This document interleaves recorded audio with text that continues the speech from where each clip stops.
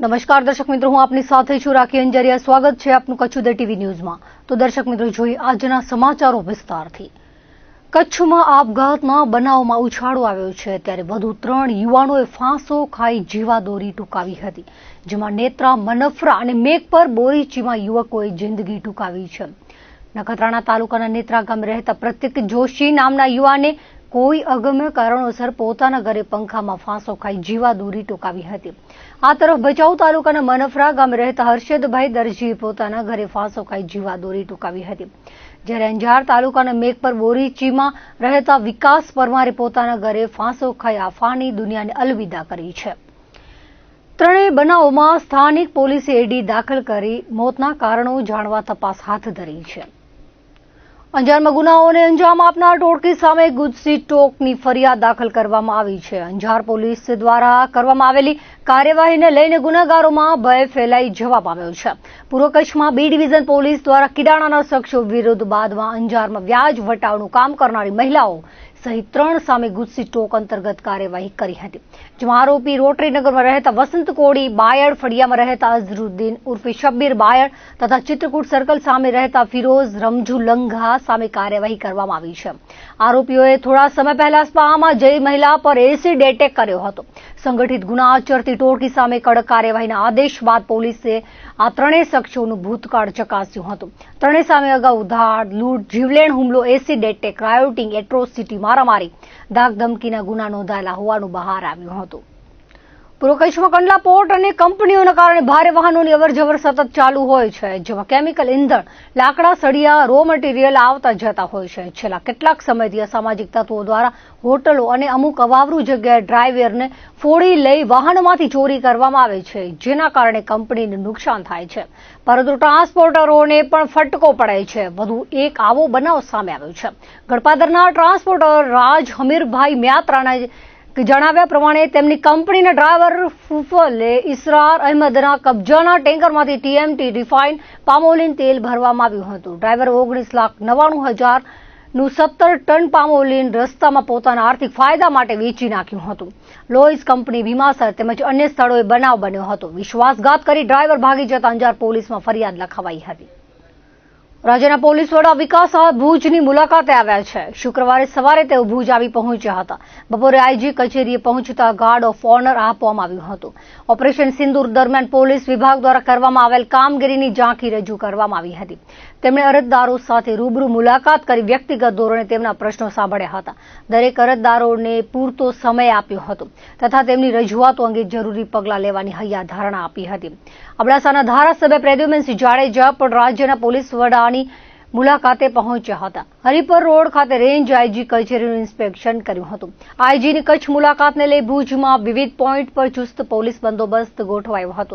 અરજદારોને 1 કલાકનો સમય આપેલ હોવાથી જિલ્લાના દૂર દૂર વિસ્તારમાંથી આવેલા અરજદારોએ નારાજગી વ્યક્ત કરી હતી। આપણે અત્યારે ડીજી સાહેબ જ્યારે કચ્છ પધાર્યા છે તો મારા વિસ્તારના થોડાક પ્રશ્ન હતા, બોર્ડર વિસ્તારના, કે જે બોર્ડરિંગના લોકોને નવી ભરતી થતી નથી, એ નવી ભરતી થવી જોઈએ।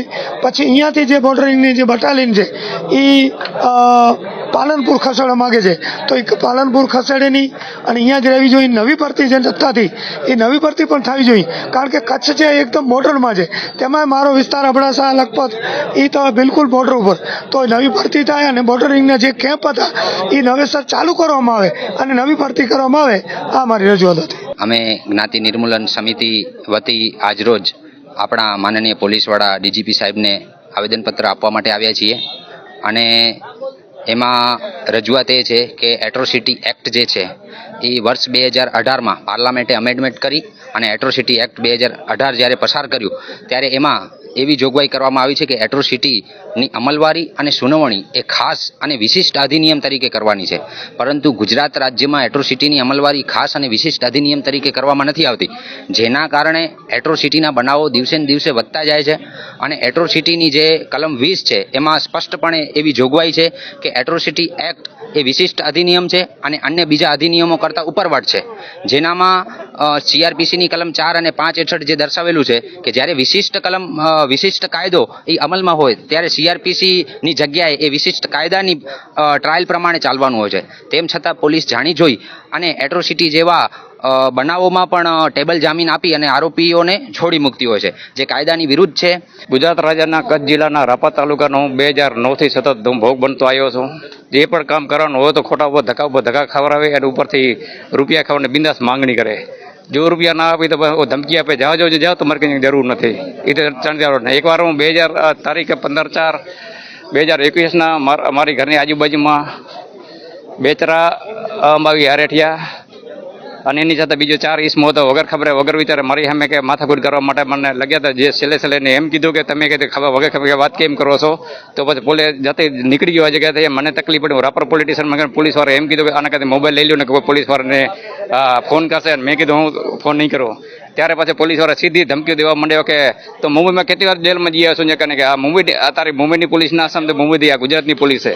આવી રીતે ઘણી વાર કીધું ને હમણાં કે મારા ઘરની અંદર 25 લાખ રૂપિયાની 30 લાખ રૂપિયાની મારી ચોરી થઈ ગઈ છે. 24 વાર કોઈ ફરિયાદ દાખલ નથી કરતા. અને હજી તારીખે 28/6/2025 સવારના 11:30 વાગ્યાની આસપાસ મારી સામે કોઈ મહિલાએ મારી સામે ધોકા વડે માથી મારેલી. અને જ્યારે મને ચક્કર આવી ગયા તો હું જીકે હોસ્પિટલમાં ત્યાં સારવાર માટે આવેલો, ત્યારે અરજી દેવા માટે ગયો પણ મારે અરજી સ્વીકારી નહીં. અને રાપર પોલીસ વાળા એમ કે તમારા વિરુદ્ધમાં અરજી આવેલી, મારી અરજી સ્વીકારી નહીં. અને એ લોકોને આજે ખોટી મારી અરજી હતી, અરજી સ્વીકારીને આખરે મારે આજી સાહેબને ઓફિસની અંદર કે મારે દેવી પડી. આ જગ્યાએ પીઆઈ સિસોદિયા વિરુદ્ધ ફરિયાદ 7 તારીખ 5મો મહિનો 2023ના રોજ પીઆઈ સિસોદિયા પોલીસ સ્ટેશનને ત્યાં ગયો હતો ને સાહેબે મને ધામધમકીઓ આપી. મારી અરજી લીધી નહીં. અંજારમાં સેક્સ રેકોર્ડ, દારૂ જુગાર, ચરસ ગાંજા, ડ્રગ્સ એવા ગેરવૃત્તિ જેવા કામ ચાલી રહ્યા છે ને નશીલા પદાર્થ વેચાઈ રહ્યા છે, છતાંય કોઈ કાર્યવાહી કરવામાં નથી આવતી. જનતા દળ યુનાઇટેડનો કચ્છ જિલ્લા પ્રમુખ છું ને મારી જનરલ ફરિયાદ 2 છે કે એક સમગ્ર ગુજરાત લેવલે કે પોલીસ ખાતાને કોઈ પણ એફઆઈઆર કરવા માટે ફરિયાદ આપો તો એ અરજી સ્વરૂપે લઈ લે, નિવેદન લઈ લે અને દફતર કરી નાખે કે આમાં કાંઈ છે નહીં. એટલે કોઈ પણ એફઆઈઆર દાખલ કરતા નથી. એક મારી ફરિયાદ એ છે. બીજી ફરિયાદ એ છે કે કચ્છમાં માધાપુર અને મિર્જાપુરની હમણાં પોલીસ ચોકીઓ બની છે, એ બુટલેગર અને ભૂમાફિયાઓ બનાવી આપી છે. તો મારે એ પૂછવું છે સાહેબને કે સરકાર પાસે રૂપિયા ખૂટી પડ્યા છે કે તિજોરી ખાલી થઈ ગઈ છે? આ કામ પોલીસ આવાસ કોર્પોરેશનને કરવાનો છે તો પોલીસ ઇન્સ્પેક્ટર ડાયરેક્ટ શા માટે કરે છે? આ મારી 2 મૂળ ફરિયાદો છે. અમે ખાસ તો સાહેબને મળવા એટલા માટે આવ્યા છીએ કે છેલ્લા 4 વર્ષથી અમે લોકો જે ભુજની અંદર જે પોસ્ટનું કૌભાંડ સચિન ઠક્કર દ્વારા કરવામાં આવેલું છે તો તેની અમને કોઈ પોલીસ લોકો અમારી કોઈ ફરિયાદ લેતા નથી અને અમને કોઈ દાદ આપતા નથી. તો એ બાબતમાં અમે સાહેબને મળવા આવ્યા છીએ કે સાહેબ અમને છેલ્લા અમારા જિંદગીભરની મૂડી આમાં ફસાયેલી છે તો કોઈક અમને આમાં મદદરૂપ થાવ એમ. एसआरसी लिमिटेड के शेयर के फ्रॉड के संजोगों में हमने 4 से 5 कंप्लेंट्स की हैं एलजी को, डीजीपी को और डीवाईएसपी अंजार मुकेश चौधरी को. आज 3 साल हो गए हैं. उस कंप्लेंट्स का आज तक एफआईआर रजिस्टर्ड नहीं हुआ है. मोर देन 200 करोड़ का फ्रॉडुलेंट स्कैम है. इस सिलसिले में मैं डीजीपी से 6 महीना पहले पर्सनली मिलके आया हूं विकास साय से, पर आज कोई भी कंप्लेंट में आज तक कोई प्रोग्रेस नहीं हुआ है. वो रजूआत को लेके आज पर्सनली हम मिलना चाहते हैं कि हमने डॉक्यूमेंट्री एविडेंस दिए हैं, फॉर्ज डॉक्यूमेंट्स हैं, फॉर्ज डेथ सर्टिफिकेट्स हैं, फॉर्ज क्लेमेंट्स हैं. सब डॉक्यूमेंट देने के बाद पुलिस तंत्र कोई भी कार्रवाई नहीं कर रहे हैं. जब भी हम मिल रहे हैं पुलिस ऑफिसर्स से वो कह रहे हैं कि इन्वेस्टिगेशन चालू है. एक अश्योरेंस यही दे रहे हैं कि इन्वेस्टिगेशन प्रोग्रेस में है.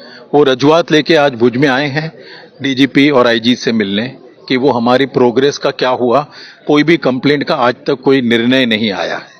તો શુક્રવારે સવારે સ્મૃતિવનની મુલાકાત લીધી હતી, જેમાં સ્મૃતિવનના ડાયરેક્ટર મનોજ પાંડે તેઓનું અભિવાદન કર્યું હતું. ભૂકંપમાં જે લોકોએ જીવ ગુમાવ્યા તેઓને શ્રદ્ધાંજલિ આપવા સાથે સ્મૃતિવન મેમોરિયલની મુલાકાત લીધી હતી. ડીજીપી સ્મૃતિવનની મુલાકાત લઈ અભિભૂત થયા હતા.